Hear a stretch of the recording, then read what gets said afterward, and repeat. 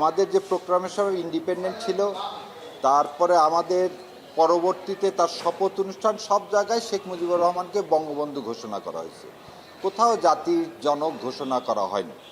এবং 1973 সালে ঢাকা ইউনিভার্সিটিতে ছাত্র ইউনিয়নের যে সর্বদলীয় সভা, সেখানে মোজাহিদুল ইসলাম সেলিমেরা এই বঙ্গবন্ধু উপাধিটাও কী করে নিয়েছেন, তুলে নিয়েছেন।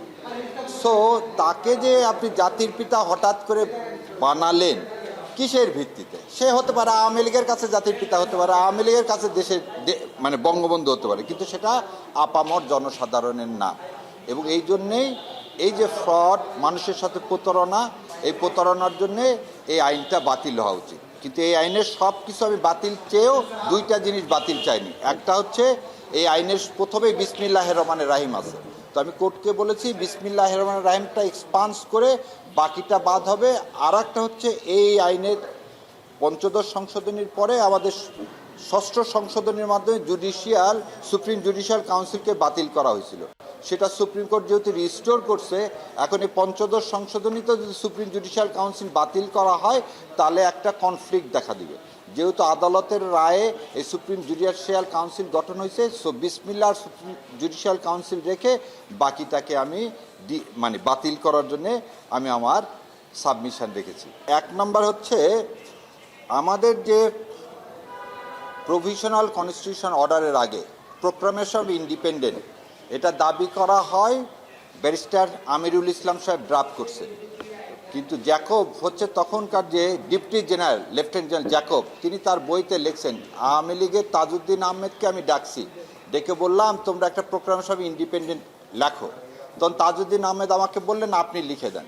তখন জ্যাকব সাহেব ওটা লিখে তাজউদ্দিন আহমেদকে দেয়। তাজউদ্দিন আহমেদ তখন কলকাতার কয়েকজন লয়ারকে ওটা দেখিয়ে তারপরে 17 তারিখে এটা কি হয়, এটা পাশ করা হয়। এবং 17 তারিখে যে মুজিবনগর যে সরকার যেটা মেহেরপুরে গঠন করা হলো, সেখানে বিএসএফ দিয়ে ওই জায়গাটুকু স্কডন করে ওখানে তারপরে এই 8-10 জনকে দিয়ে কি করা হয়, শপথ গ্রহণ অনুষ্ঠান করানো হয়, যেখানে ফরেন অনেক সাংবাদিকরা ছিলেন। সো সংবিধানে যে কথাটা বলা হলো যে আমরা আমাদের প্রোক্লামেশন বাংলাদেশ আওয়ামী লীগ ড্রাফট করছেন, এটা মিথ্যা কথা, এটা ইন্ডিয়া করছে। দ্বিতীয় কথাটা বলছি যে স্বাধীনতার ঘোষণা সম্পর্কে, স্বাধীনতা ঘোষণা সম্পর্কে একে খন্দকারের বই আর রিমিন তাজউদ্দিন সাহেবের মেয়ে, এই দুইটা বই থেকে দেখালাম যে তাজউদ্দিন সাহেব টেপ রেকর্ডার নিয়ে গেছে, হাতে লিখে নিয়ে গেছে যে আপনি খালি সই করেন, করে একটা মুক্তিযুদ্ধের ঘোষণা দেন। উনি বলছেন নাকে তেল দিয়ে ঘুমাও, আমি 27 তারিখে হরতাল ডাকছি। তারপরে যখন জোরাজোরি করছে তখন বলছে তোমরা কি আমাকে দেশদ্রোহী বানিয়ে ফাঁসির কাস্টে ঝুলাবা। এই সব ঘটনা ঘটতেছে 25 তারিখে। তাজউদ্দিন আহমেদ তাকে আরও জিজ্ঞাসা করে যে আপনার অবর্তমানে কে নেতৃত্ব দিবেন। শেখ মুজিবও সেটা বলে না, এবং তাজউদ্দিন আহমেদ খুব কষ্ট পায় যখন দেখে শেখ সাহেবের ওয়াইফ সুটকেসে সব কিছু গুছাইয়ে দিচ্ছে। কারণ তাদের সাথে কথা হয়েছিল পুরান ঢাকায় একটা বাড়িও ভাড়া নেওয়া হয়েছিল, যেখানে শেখ সাহেব থাকবেন, এনাদের সবার সাথে থেকে যুদ্ধ পরিচালনা করবেন। সো এই যে 7ই মার্চের যে ভাষণ দিয়েছে, ভাষণ যদি কারোর কাছে রেকর্ড থাকে দেখবেন উনি জয় বাংলা জয় পাকিস্তান বলছিলেন। আমাদের কনস্টিটিউশনে জয় পাকিস্তান কথাটা নাই।